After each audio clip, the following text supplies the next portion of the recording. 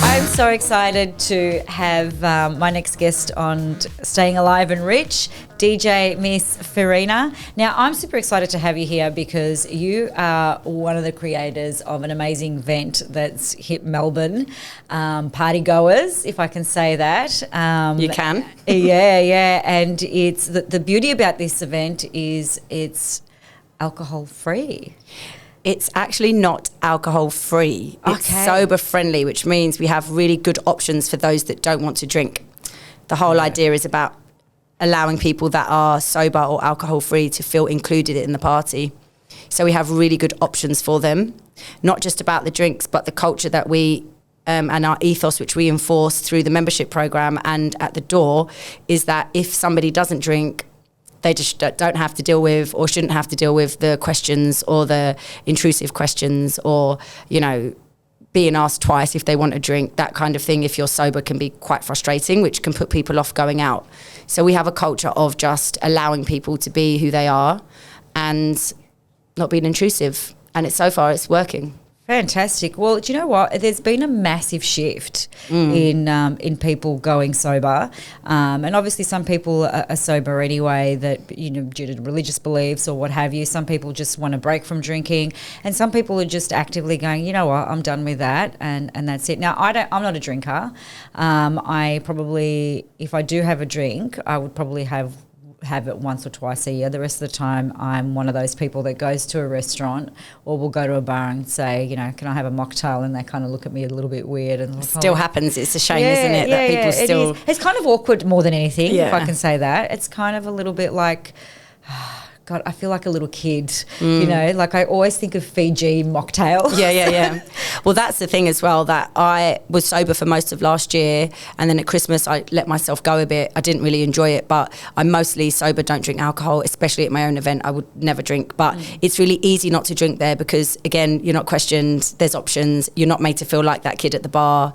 Most of the time when you get a mocktail, it's a really like from concentrate, overly sugary, layered, sugary, juicy drink that leaves your mouth really furry, and it's just really just not that taste. Like it's a bit distasteful to just give an adult loads of fruit juice. I think that our drinks are a little bit more sophisticated than that. And I think that in society, you touched on something earlier, which you can feel like a kid, because it seems like if you're an adult, what you drink is alcohol if you're out at a restaurant or a bar. And if you're a child, you don't drink alcohol. Adults drink alcohol, that's what they do. I think there's a lot of pressure around that as well, because a lot of people I know that don't want to drink end up drinking because, one, they're pressured to, people don't take no for an answer straight away, and 3, the options are diabolical. And then they don't want to actually always have to explain. You shouldn't have to explain. It's kind of like, do I have to have this conversation again? I know a lot of the times when we'll go out to dinner and, the waiter will come around the table and say, you're having red or white wine. And if we happen to be with people that don't know me, would say, oh, you don't drink. Why don't you drink? And it's like, well, it's not a big deal. I just don't want to drink. Yeah. What do you mean you don't drink? Everyone drinks. And then it's like, I really don't want to go into this. Can we just give me my soda water? Yeah. And also some people, for you just don't drink and you don't want to go into it. But for some people, they do want to drink, but they have a medical condition, which means they can't. And by asking, you just highlight that. And it makes them feel even more left out. Because remember that not always, people that not drink, it's not always a choice. I mean, they're making that choice because it's healthier for them. But I mean, if you've got a medical condition and you can't drink, that's not like I've woken up and decided this because it's healthy for me. Some people are not happy about that choice, and they should also be made to feel okay about that. And it's not the end of the world if you don't drink alcohol. And it's not really. It's really not. It's really not. We had a quick chat about this a little while ago, how, even when in my young days, you're much younger than me. Well, I'm kind of a bit ancient.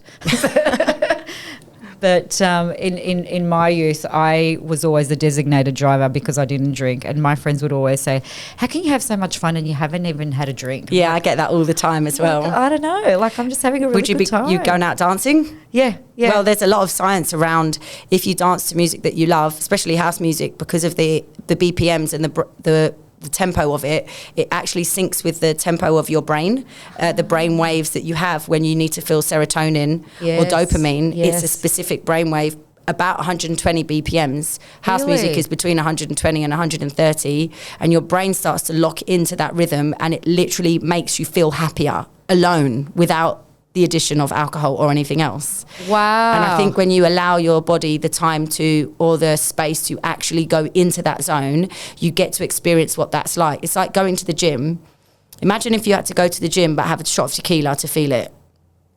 But if you go to the gym without, you get to experience what those endorphins actually do for you on their own. And Kitchen Club has allowed people that do drink to experience that because they feel that they can. Because if they don't want to drink for that day, they're not just not going to be questioned, they're going to be celebrated for that. So when people say, I don't drink at Kitchen Club, we say, congratulations. Wow. Fantastic. Great. That's the response that is the only acceptable response at the club. How fantastic. Yeah. Now, you mentioned the Kitchen Club, and that's the name of your event. And I love the name, the Kitchen Club, because you gave me a little backstory a couple of days ago, and I love it. So tell me how you came up with the idea. So first and foremost, I'll say that a party that inspired this was a party called, it's in London and it still runs now. It's called Morning Gloryville. Okay. And it's a party that is completely alcohol free, and you can go in the morning before work, 6:30 to 8:30 in the morning. They play big clubs, drum and bass music or house music one week or whatever it is. No way. And you basically drink juices and you dance before you go to work as a form of exercise. Why don't we have that in Melbourne, people? Well, hopefully Kitchen Club starts to, I'd love to get there eventually and have a Kitchen Club in the morning before work. But we'll be there. It takes a while to build because not a lot of venues are up for the non-alcohol thing, because obviously alcohol is profit margin for them. Yeah. So, anyway, that's another topic for a whole nother podcast about the business side of it and why people are rejecting it. But that party for me is great because the amount of people that I got feedback from and friends that I knew that played, they always mentioned about this energy there that was very different to a normal night out. And I do have to say that I feel the same thing at Kitchen Club. So the reason it's called Kitchen Club is because me and my friend, after she'd come around, her name's Alicia, she's a big part of Kitchen Club. She's like the moral support behind it and someone who helped me nut the ideas out at the very beginning.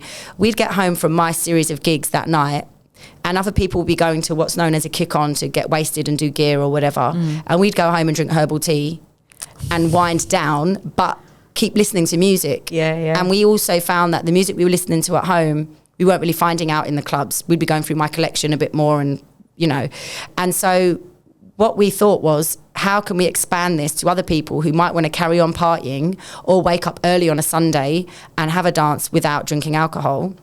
I guess the way we could do it is by having a members event, which is something I've wanted to do for years anyway, just because of the whole marketing concept and the inclusion and feeling a little bit more that you can kind of have a little bit more control of the quality of the event. So in my day job too, as you know, I teach fitness, but I've done quality control for a long time in the fitness world. But I think it relates to, if you have that mindset of... It relates to pretty much everything, doesn't attention to detail. Yeah. Then if you have that attention to detail for that, then you can kind of apply that to any industry. So we're thinking, how can we keep quality? We'd vet people before they come in. So that way we get a little bit of an idea of who they are, but more to the point, they really understand our ethos before they turn up. And some people have learned that and they've not come, and that's perfectly fine, because we know then that they know it's not the place where they can get really wasted or, and then the people that do come are really into it. So we've always had such a great crowd there. So that was one thing that it came about. Basically, it's called Kitchen Club because we were in the kitchen. I love it. On Sunday mornings, drinking our tea and dancing around the house.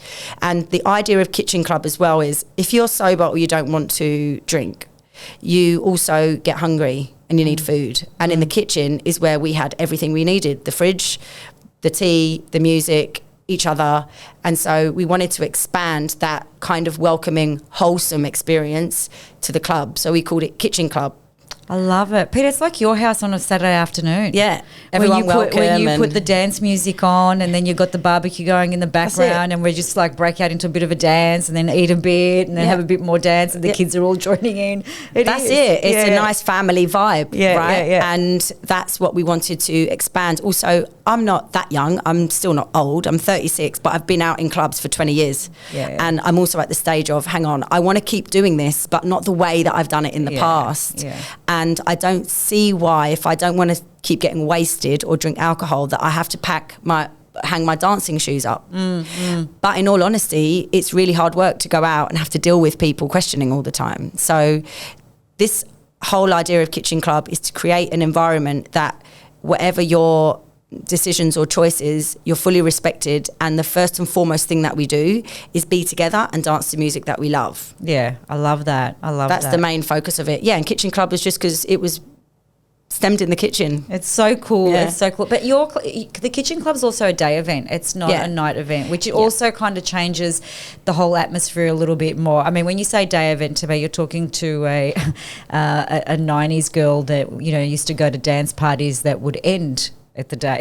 Of course. And they're all, Melbourne's full of that too. Yeah. And that was so much fun because and they completely changed as the sun rose and you're sitting there still dancing. It was a completely different vibe to what it was at night, you know. And I guess that's also another gorgeous thing that you're doing as well. Because you can go. You don't have to go and go, I'm going to be tired. You can go and have a boogie and you still got the rest of the day. That's another thing about, I mean, again, I'm not old, I'm not young, but I don't really like losing sleep. Unless I'm getting paid a lot of money, I don't really like losing sleep. And a lot of people as well like to keep their routine. And what we promote a lot at Kitchen Club is responsible partying. And one of the first things about responsible partying is respecting your body first and foremost. And if you're tired, a lot of people will continue to go out, they'll do drugs or they'll drink to keep their energy up instead of actually going, there's always a party on. Why don't I go home, sleep, respect my body and then come out in the morning? But the thing is, on a Sunday morning in Melbourne, there's only really one place you can go to party. It's called Revolver. It's an awesome club. But a lot of people also don't want to go there because of the fact that it's not that inclusive to those who don't want to be wasted or don't want to drink. As much as it's an awesome club, and I'm not saying anything bad about it. They play some great tunes. Like absolutely. My son doesn't drink and he doesn't do anything, and he purely goes there just to listen to the tunes. A lot of people do too. Oh, he goes, Mum, you know, like,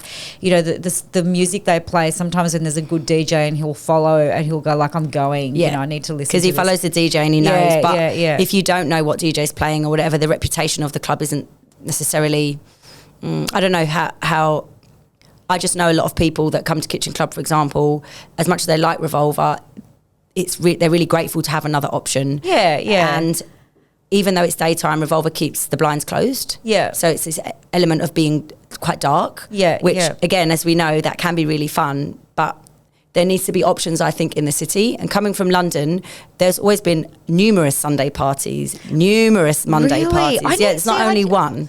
There's always been a few. I used to hop around, wake up early in the morning, go and do a gig at Egg Club in London, and then I'd go to another place and then end up on a boat party on Sunday afternoon.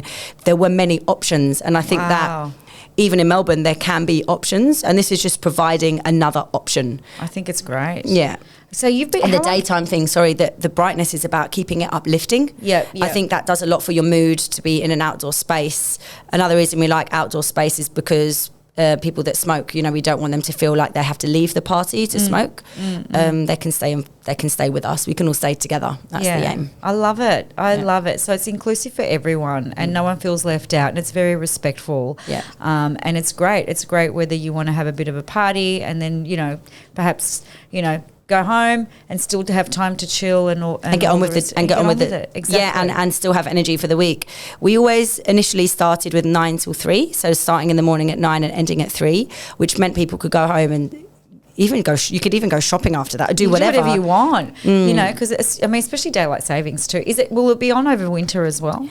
It started in winter. Oh, did it really? Yeah. So when was the first one? 4th of August 2022. Wow. And a lot of people said to me that it would be a bad time to start because Melbourne kind of falls asleep in the winter. And I thought, well, I'm here and all of my friends are still here and we want to party and we haven't been able to go to Europe for a long time. So why not create it? And the first 4 parties sold out. No way. It goes to show that people do still want something in. Create it and they will come. Yeah, that's right. You know, well, in the building industry, they say build it and they will come. Yeah, same. Same. Yeah. Oh, that's fantastic. So the first one started on in 2020. So this is the one that's coming up next, which is March the 5th. Sunday the 5th, yeah. Sunday the 5th. So that's not far away. That's only... Now, you said you vet people. So how do people get onto this? So in our Instagram, if you don't have Instagram, we've got a WhatsApp number which I can leave somewhere. Yeah. And people can just message on WhatsApp. Yep. And as soon as they message, they get a message back asking for specific details, stage 1. Yep. And then stage 2, we ask a bit more questions to find out about people, like, do you know any Kitchen Club members? We ask, what are your favourite, if you can pick 2 of your most liked venues or events in Melbourne, what are they and why do you like them? And some people reply very short on that, and we always respond back saying, can you be specific? We really like to know what you think makes a really good event. And then we also ask, what else do we ask? They're actually it's all automated. It's automated now, so I don't really remember off the top of my head, but it's along the lines of finding out what people are into and what makes them tick. Really. And then a lot of the time when we write back, because there's in the initial bit is automated just to save the admin, because it was killing me the first few months. I'd imagine.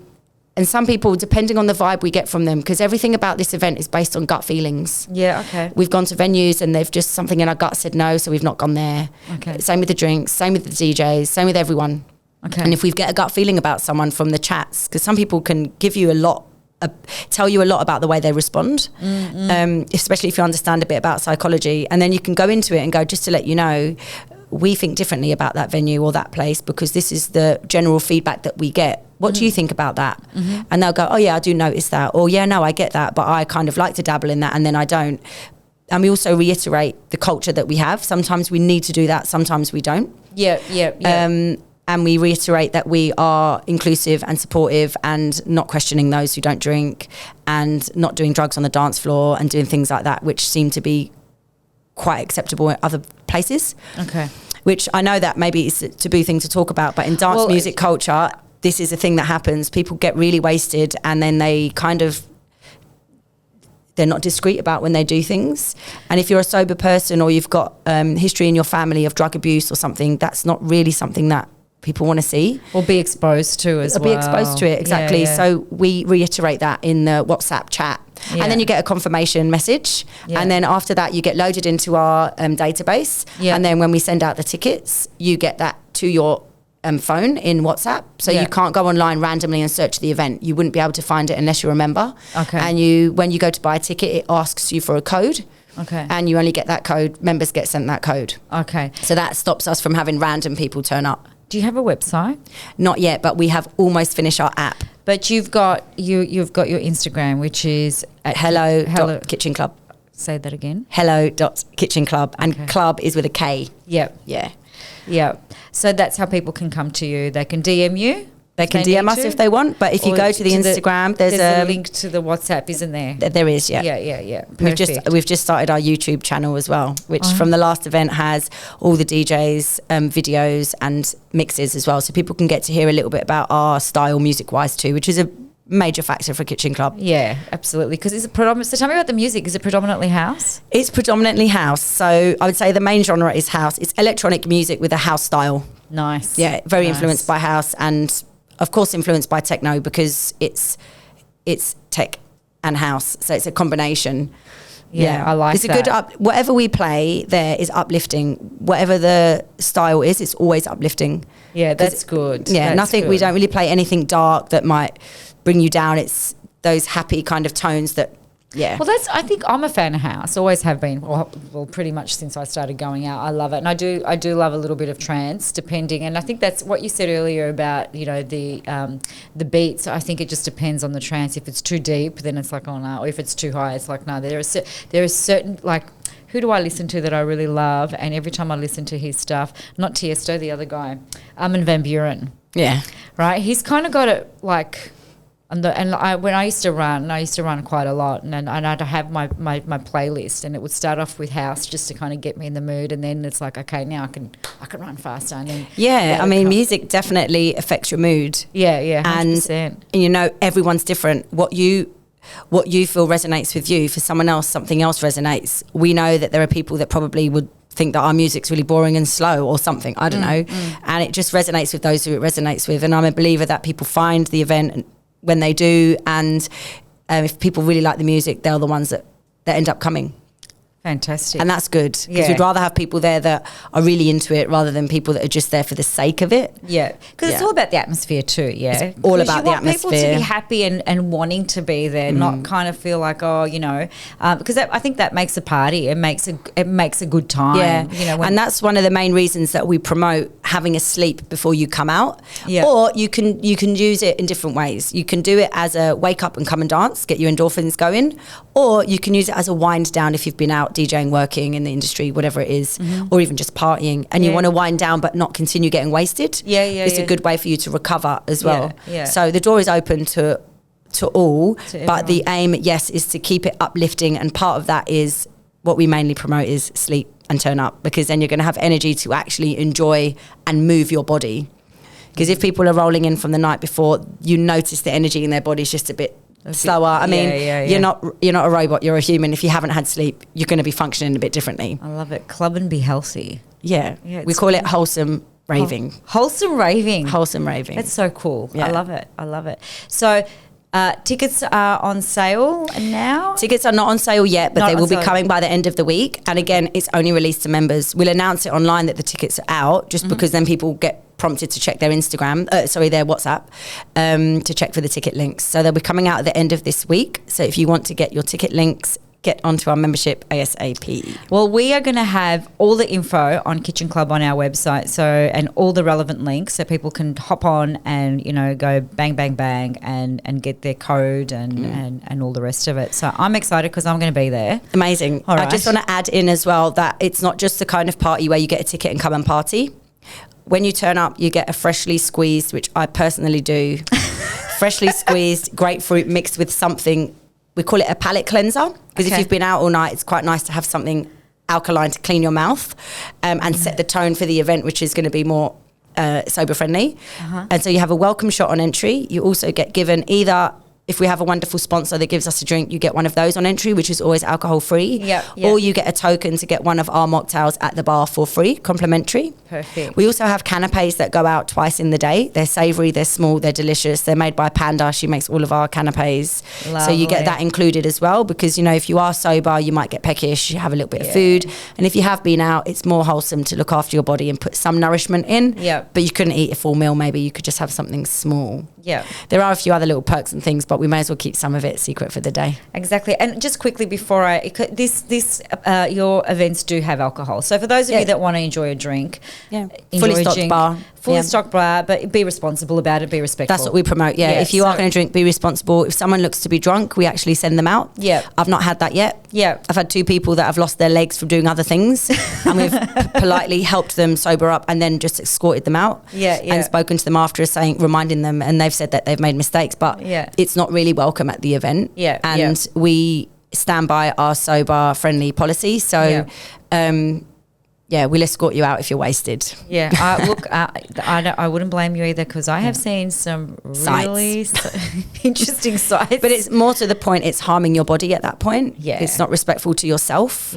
So we can't encourage you to keep damaging your body. As you know, during the week I work in fitness. I'm very into looking after myself as well, and I promote that too. And I don't see why partying should promote you to damage yourself. And of course, you've been a DJ for a long time, so you've actually seen like you've come out of the other side of it, where I'm assuming now, and correct me if I'm wrong, where you've being a DJ for long stretches at a time, and as you said earlier, you go from one gig to another, and that's damaging in itself, the stress on the body. So, and you would have seen lots of different people on the dance floor doing all sorts of different different things. We won't go into very colourful history of DJing. So you're quite aware, and you are into fitness and preserving your body, and I think as you get older, you become more aware of that. And it's great now that we can see the younger generations. I know a lot of my son's friends don't drink, and he's only 20, 21, 22. Well, there's a big range since the lockdowns of people aged 21 to 25 that don't drink. It's actually not cool now for a lot of them. Or smoking. I'm really, I'm sure that will change again, but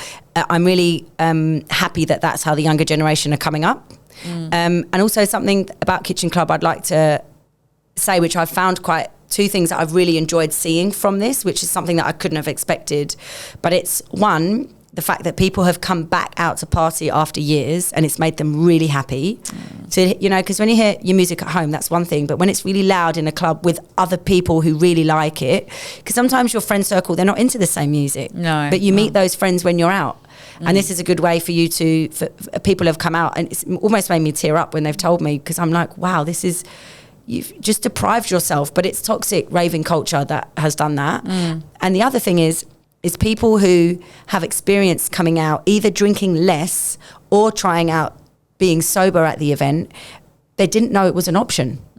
This kind of has opened their eyes to it and opened them to experience it, to make them know that they like it, instead of waiting until they're tired and old to give up booze, you know? Yeah, exactly. And who says you have to give it up? It's just, it might be nice once in a while to try not drinking, or go to a party where there is a really nice option. So you might have one alcoholic drink sandwiched with a non-alcoholic drink. Yeah, just to keep your body in check. You know? Yeah, well, a lot of people do that. You know, I mean, if I was to go out, I'd probably have one drink, and then, you know, the rest of the time I'd have a non-alcoholic version. Yeah. In these days it's just soda water, but you know, it's good to be able to have those options. And I think there's so many options now. I know I get lots of stuff sent to me all the time, from, you know, vodkas to wines to gins, there to, you know, mixing drinkers. I'd love to actually talk to a mixologist now. I had a great drink the other night at a local restaurant. I'm like, wow, this is like alcohol free, like super. You know that restaurant you mentioned, Leigh, in Brighton? Mr. and Mrs. P. Yeah. The mixologist there, or bartender, I don't know. The drink. I had a whiskey sour. Actually, it wasn't a whiskey. It was an amaretto sour. And it didn't taste like it was missing anything. It did not taste like it was missing anything. I was like, this is good. Yeah, that's a bit like what our mocktails are like. People that drink go, I'll try it without, and then they go for it again. Yeah, because you don't really feel like you're missing out. No, and I think that's why at Kitchen Club, because I like tequila, I just don't drink very often. Yeah. And you like tequila? I like tequila. Yeah, I like tequila. It's What's an your upper. favorite tequila? Maybe Don Julio. Yeah. It's quite nice. Yeah. I'm not that fussy though, but I just like more the higher end tequilas for sure. Yeah. But anyway, when I'm there, I don't even think about it. But when I go to another party and try and be sober, I'm really struggling in my mind. Are you really? I fight with it a lot, and a lot of people do. And that's another reason why I wanted to do this event, because I thought, fuck, I don't want to have to fight when I'm out with my own demons, or not even a demon, but everyone's drinking, so let me have a drink. Isn't that or interesting? When you say you don't want to drink, people go, are you sure? Why not? Are you sure? Oh, go on, have one. Oh, it's a really expensive bottle of wine. And then you go, oh, go on then. And I don't want to have to get to that stage. Isn't that interesting? See, I Kitchen don't have Club that. makes me feel cool. But it helped. It helped being at Kitchen Club, then going to other places. It kind of helped. I think that's fascinating, and you're probably right. It's like when you are hosting the event, it's almost like I've got to be responsible. But when you're not, and you can let your guard down a bit, you think, oh, okay, I'll have one. Yeah, but I mean, I also think that this culture of letting your hair down or letting your guard down comes with booze. Yeah, I've kind of learned that it doesn't, and actually, we do need to change that, I think, talking about letting your hair down being related to drinking. Because actually, I think it doesn't give a good impression to young people either, or just from young I've heard that. So naturally, when I'm a bit stressed, I go, let me have a tequila. And actually, like I said before, it's about learning that there are options and other ways that you can soothe yourself rather than going to drink to do it. You know what I mean? Alcoholism is a big problem in society, and it's probably the one that's most accepted amongst friend circles, because a lot of people are very addicted to alcohol, and it's acceptable, and it does cause a lot of damage to people, even in their minds. Yeah. That you know, there was a massive surge. There was a massive surge of people, you know, middle-aged people during the pandemic that were over drinking. So the young people stopped, and the older people got stressed out because my kid doesn't drink. Yeah, no, well, probably. Have a glass of wine already. You're not drinking? Okay, I'm going to drink for you. Yeah. But it has, and you know, I've got friends in the health industry that was like, oh my gosh, it's like really bad. Like people are now, and they've fallen into this habit, and I think because that's the culture. Yeah, get stressed, have a drink or a cigarette. And you know, I've got a friend that's strongly affiliated with Dan Murphy's, and their profit numbers were record. Yeah, record especially over the pandemic. So it's kind of very interesting. A lot of controversy around that. I remember, because people are going, it's supposed to be a pandemic, we're supposed to be looking after ourselves. Yeah. But the bottle shops are open. Yeah, but you know what? The gyms are closed. Yeah. So we're trying to numb ourselves. Oh my God, I've got to deal with these guys all over again tomorrow. Yeah. And I'm not going to say that I don't judge people for soothing the way that they feel best. Because I didn't really realise the effects of alcohol until I gave up alcohol a few years ago. I've done it a few times in my life. But after the lockdown, I definitely stopped drinking. And then I went in to do a DJ gig and I was trembling. Really? And my boyfriend at the time said, have a tequila. I said, I don't want to rely on that to relax. I don't think it's going to relax me anyway. He said, just try it and see. I had a tequila. Within 15 minutes, the shakes were gone. I felt much more relaxed. My head was not even thinking of the stresses that I was thinking about when I walked in. But what I realised in that moment was the power of alcohol and why people get addicted to it. Because that feeling, that drastic change just in that short space of time and how my body felt, I understood it. Because before, I'd walk into a club and the first thing I'd do is go to the bar and have a gin and tonic. So without getting, maybe if I was a bit nervous before I knew it, I was relaxed. So it is an amazing tool for relaxing. I can see why people do it, which is even more so why I want to keep Kitchen Club really strong on this sober-friendly vibe, because it would be really good to let people know that maybe if you're anxious and you tell someone that you're anxious, they might be able to help you rather than relying on drink. So what do you do now? So do you, like now when you have to go to a gig, are you still DJing now? I'm still DJing, yeah. I'm DJ regularly. Sometimes I still get anxious and I'm kind to myself if I need a drink. But a lot of the times now I've found other things. So, for example, what I thought was if I'm in my head, which is where anxiety really lives, get into my body more. So I'd have a mint, a really strong mint. It's really overpowering because that gets me in my body, changes my sensory feeling. And another thing I would do is have tea, hot tea behind the booth in my flask, and I'd have to sometimes fight the security to let me in with the flask, but I say I don't drink, I need to drink tea because it keeps me relaxed. Because also tea goes in your belly and it brings you into yourself, which is another thing that we do at Kitchen Club. We serve hot tea all day, and that's complimentary. Oh, I love we that. We also serve I drown myself in tea. I'm a big tea. Yeah, it's good. And a lot of people like it. They drink tea on the dance floor. It's bonkers. Yeah, I've got tea in my handbags, all my handbags. Yeah, there you go. I'm like one of these obsessive tea people. Yeah, there's these other things that you can do to help, and I think that it's good to just keep seeking ways to help yourself if you have anxiety, or if you, whatever reason that you might go to drink, if you're not happy with that choice.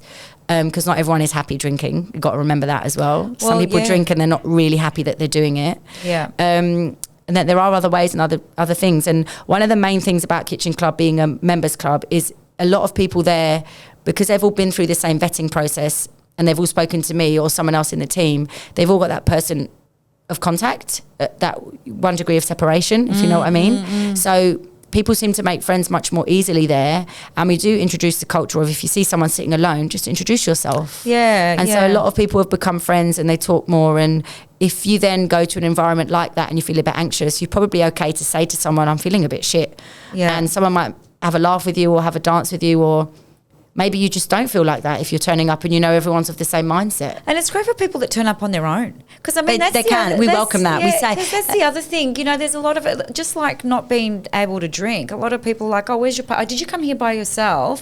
So being able to go somewhere and just rock up and know that you can meet people. One of the things that I love about your vetting process, and I think is so cool, is that you're actually, not only are you enforcing a particular culture that's cohesive with everyone that's in the group, but it's a lot of the people are like-minded. So, you know, they're not gonna feel out of place if they turn up on their own or if they turn up with a group of friends. Well, one of the things we ask is if you know any Kitchen Club members, and a lot of people say that they don't, they found us on Instagram, and then I say, would you be coming on your own or with a friend? Because members can bring friends that are non-members if they want, but we just trust that you let them know about our ethos, and then they have to sign up after that or they want to sign up, most of them, after that anyway. But if they don't, or they say I might come on my own, we let them know, because when Anthony's our door person and he's awesome, if you are alone, he can introduce you to me, and you know me. You're never really alone. You never really know. You know someone. I'm always at the door, or I'm around, and I always let people know, come and find me, or I'll find them and I'll find something about them and I'll know who to introduce them to. And so I always say to people, you're never alone for long. That's so good. That's you know, so good. Because that's another thing too. I've not gone out a lot in my life because I don't like going out on my own. But a lot of people like that. Like a lot of people are like that. And I know I've not gone to events, even professional events sometimes. If I know I can't drag someone with me and I have to go on my own, if it's something really important, I'm very reluctant. Yeah. But if it's something that I can get away with not going on my own, you can count your bottom you'd rather dollar. go with someone. I would be like, no. Yeah, and it's for me mainly it's because then I have a memory to share, or if there's a joke or something funny, I can laugh with someone about it. And even though I'm a DJ and I'm on this podcast and sound really open, I can be very introvert and actually get social anxiety, which is probably why I like DJing, because I'm out, but I'm in a box, and no one's talking to me because my headphones are on. It's like the most antisocial job in a way when you're doing the job. Yeah. So I totally get that as well. And it's quite nice to have, like your point of contact and to make people feel safe. And it's not something I like to talk about a lot because I don't really have this problem when I go out. I'm a pretty, as much as I can be quiet, I'm very loud at the same time. And I'm also from London. I will speak my mind. If a guy touches me inappropriately or talks to me and I don't want him to, I literally tell him to get stuffed. I love that. But a lot of people, women, please. can't do that. Can't do that, yeah. Kitchen Club is also a safe place. I've had lots of women feel confident to come in on their own and they're not going to be harassed or, deal with that stuff that unfortunately we have to deal with at times. Well, you know what, that it is something that needs to be brought up, and we do all need to protect each other from stuff like that. Male, female, it doesn't really matter. But you want to know that if you're going to go somewhere, whether you go on your own or with a group of friends, that you can enjoy yourself, safe. And you don't have to think about all that sort of stuff. That's it. That's Kitchen Club. So if you do drink or you don't drink, it's the place to go. I love it. I love it. Now, on a finishing note, what's your favourite track? Oh, my God. What's your favourite tracks? I don't think I just have one track. But the first thing that comes to mind is maybe not my number one favourite, but it is one of my favourites. It's called... Is it Sandcastles by Dennis Ferrer? Do you know Dennis Ferrer? Yes, I do know. He was on Defected a lot back in the day. Yeah. And he's one of my favourite all-time artists. Anyway, I've been following him since 20 years or whatever. But he's got, I think it's called Sandcastles. And I remember when I first heard it in Egg Club, where I used to be a resident. I think I heard it not long ago, that one. Just like this little tambourine thing that comes in the mix. And it's very deep, the track. But yeah, I absolutely love it. That's an old school track though. But most of my tracks are old school. That I love. I can't wait to dance.